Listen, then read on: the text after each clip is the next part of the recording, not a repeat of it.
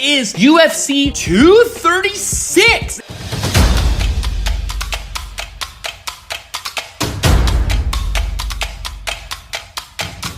Hey guys, what's going on, and welcome to our Wednesday's pay-per-view UFC event only segment. I'm here with my co-host, Hello, darkness, my old friend. Andrew?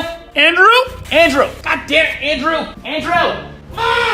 I'm just gonna have to do this on my own because, as they say, the show must go on. But I have my own friends here: Dana White, Chuck Liddell, Tito Ortiz, Bruce Buffer, Vanderlei Silva, and of course Rampage Jackson. We're here celebrating one hell of a card coming up this Saturday. It is UFC 236, and it is going to be a spectacle. We have some huge fights on it. I wish Andrew was here so we could talk back and forth about them. He has other things to do. We wish him all the best. He will be back for UFC 237. I hope so, or else that's literally me firing him. Let's start with our first big fight of the card. We have a bantamweight clash. Former title holder and Cody Garbrandt, he is going up against Pedro Munoz.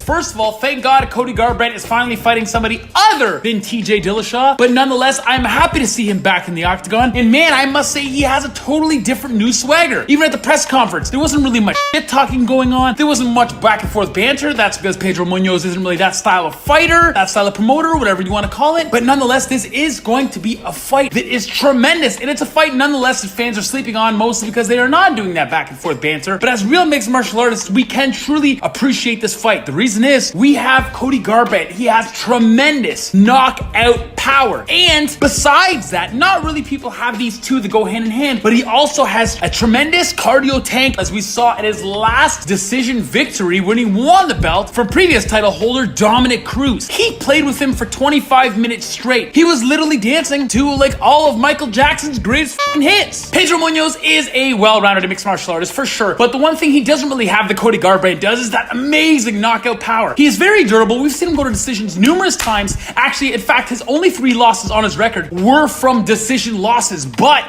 look who they were going against. John Dodson, previous title contender. Jimmy Rivera and Rafael Assunção. All top 10 athletes in their respective weight classes. Cody Garbrandt really isn't going to intimidate him, I find. But the one thing that we can say about this fight is Pedro Munoz is on a 2-fight win streak, where Cody Garbrandt is on a 2-fight losing streak. Now, Pedro Munoz, having said that, the wins that he has been having on his record: Brian Caraway, never really anybody that's huge in the division, of course, not to disrespect him, but we just have to call a spade a spade. It's not a big deal. He beat Brett Johns at UFC 227. Now listen, I can literally go out in the street, ask 100 random people who Brett Johns is in the UFC. I'm betting at least 99 of them wouldn't know who Brett Johns is. Nonetheless, he's a great athlete, and that's fine. Pedro Munoz owned that whole fight exactly. I think that Pedro Munoz is coming off a high, but coming off a high of fighting somebody that maybe shouldn't really give him that utmost confidence that he's probably walking in this fight with. Whereas Cody Garbrandt, he lost twice to TJ Dillashaw, who's one of the best to ever fucking do it. But Cody Garbrandt almost put him away in the first fight. Some may even say, including myself, that TJ Dillashaw, as much as I love him and wanted him to win the first fight, and he did anyways,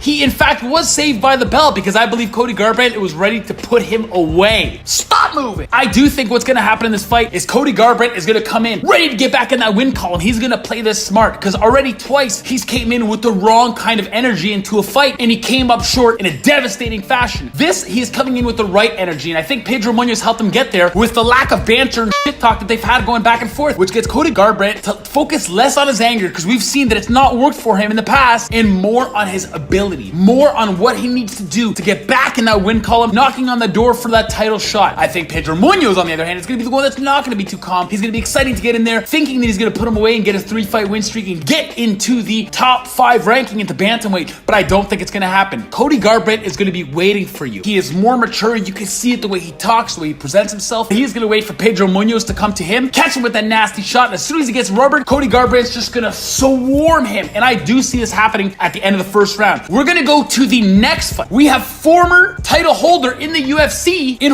Robbie Lawler, and he is going up against the biggest hype train name in all of MMA, the one that they thought would never be able to come into the UFC. Former title holder of Bellator, we are looking at Ben Askren.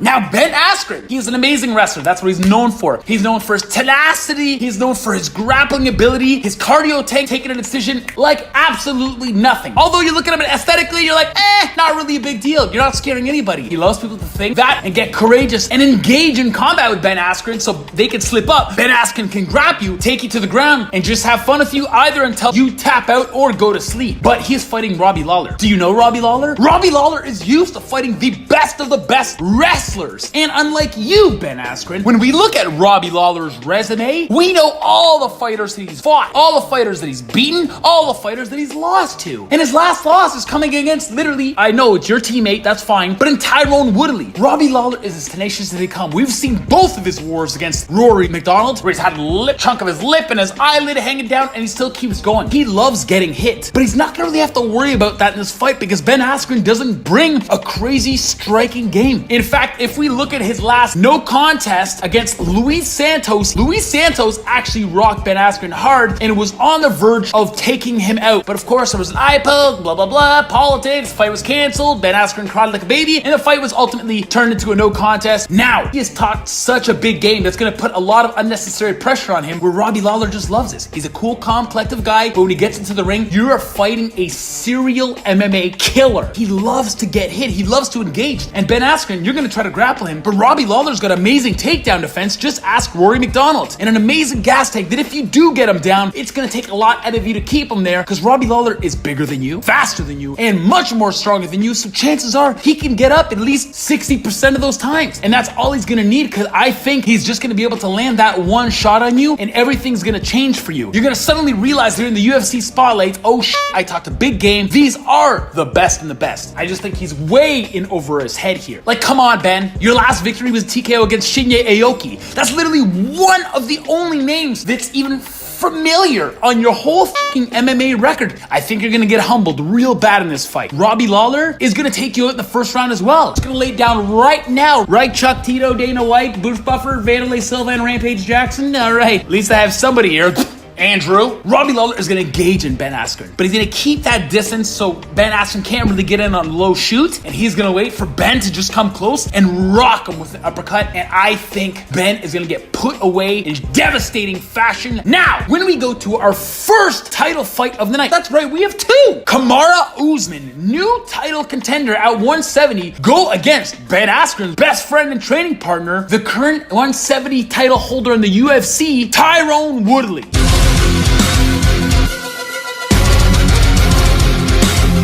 Now this is a fantastic matchup because Kamaru Usman has been tearing through everyone. Rafael dos Anjos, Damian Maia, Emil Meek, not Meek Mill, not to be confused. And Kamaru Usman has just embarrassed them, made them look, for lack of a better word, amateur, like they don't even belong. And for such a big guy like Kamaru Usman, he has proved time and time again, he can easily go the whole 50 minutes nonetheless. He has only one loss in his record, and that was the second fight of his whole MMA career, period, losing by submission. He has a fantastic ground game now. He has proven it over and over again. He has amazing submission and takedown defense, and he is quite a fantastic wrestler. When I'm talking about Kamaru Usman, he's literally a little bit smaller of a version of Tyron Woodley. Tyron Woodley, look at his record. His wrestling, unbelievable. And his knockout power, which he hasn't been using that much as of lately, except for his last fight against Darren Till, when he rocked him to take him to the ground before getting that Darts choke. He will put you in a coma, right, Josh Koscheck? And sad to say too, ask Robbie Lawler. He took his belt away in devastating fashion. He's beat the likes of Stephen Thompson, Carlos Condit, Jay Heron, and of course my favorite 185er in Kelvin Gastelum. I know when you look at Kamaru, yeah, he fought Rafael dos Anjos and Damian Maia, that's fine. They're the who's who as well. But Tyron has been doing it consistently throughout his whole career. And he is not one to get out there and to kind of get out his element and exchange in something he's not comfortable with. He's gonna wait for his moment because he believes, and I believe too, he's the champion. If you want the belt, go get it. Do you think Kamaru wants his bad enough to engage in a fight? Whether or not that could be to his demise, we're soon to find out. But this is going to be a battle. It is going to be amazing. Two fantastic, well-rounded in every dimension mixed martial artists. I think this fight is going to go a little while, possibly to to decision. They're gonna take each other to the fence and play dirty boxing, and that's how Tyron Woodley's gonna win this. Press him against the cage, land those nasty shots. Maybe if you rock him a couple times in the body, then start swinging for the fences a little bit, but then he's gonna change levels again. Probably try to take him to the ground, because I think the superior wrestler here is Tyron Woodley. Tyron Woodley is taking this via unanimous decision. Now, I said that was the first title fight, but guess what?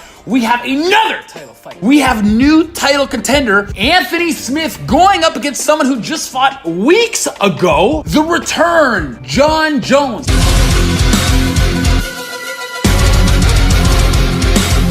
His first, defense for that light heavyweight strap. We saw Jon Jones' last fight. A very, very one-sided but lackluster, boring-ass fight against Alexander Gustafsson. Before that layoff, obviously putting away the current heavyweight title holder and the one that just relieved his duties as a light heavyweight title holder as well, the champ in Daniel Cormier. If it's not for his personal life and what has been f***ing up on the news, he could very well go down as the best mixed martial artist of all time. He has all the skill sets. He has the right preparation, minus the drugs and steroids. But this last win of Gustafsson finally broke his decision victory streak of 4. He finally broke it and finally got another finish. But when we look on the other side of the octagon, we see Anthony Smith, who has double the fights of Jon Jones, mind you, 31-13. He's got endless finishes over numerous previous champs. Just ask Shogun and Rashad Evans. And these weren't just minor victories, edged out, wrong by the judges, whatever the case may be. No, he puts them to sleep. Not to mention his last victory was a submission victory over previous title contender in Volkan Oezdemir. Sure, his previous loss is against Thiago Santos, but Mareta the Hammer is killing everybody now, and he'll soon be knocking on that title door, but we're not talking about that right now, so we can just forget Thiago Santos altogether and go back to Anthony Smith and Jon Jones. This is going to be one of those fights that I'm very excited to see, because usually Jon Jones, let's just face facts, he's huge, so that gives him a huge advantage off the get-go. And the one thing about Jones is he's always in people's heads, so people are intimidated, they're defeated before they even get to the octagon. But Anthony Smith has played this smart, even at the press conference. Played that laid back, cool, no, I respect Jon Jones, I don't care, I'm not afraid of him, I'm gonna go in there and fight him and try my best. He just believes he's another human, and guess what, fans? He is just another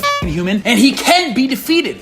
I think. To be honest, not today. We have an absolute killer and an absolute vet in the game in Anthony Smith, but he brings nothing proprietary to the game. I'm sorry to say this, there's nothing crazily special about how he approaches every individual fight. Jon Jones is a fighter that's very calculated. Mistakes is not something he's very familiar with doing. And I think Jon Jones is going to keep distance with those nasty little knee techniques that I absolutely hate so much. Take him to the later rounds. In the championship rounds, he's going to have a hard go putting Anthony Smith away, but I think in the 4th round, he's going to be able to do it, maybe catch him off guard, rock Anthony Smith, and get a submission victory. I don't think he's going to knock out Anthony Smith. That's the predictions. I love you guys. Thank you so much for watching. We are going to see you for the next pay-per-view card, hopefully with Andrew by our side. So Chuck Liddell, Tito Ortiz, Dana White, Vanderlei Silva, Rampage Jackson, and of course my favorite, Bruce Buffer. It's time to wrap this up because we are done. Peace out.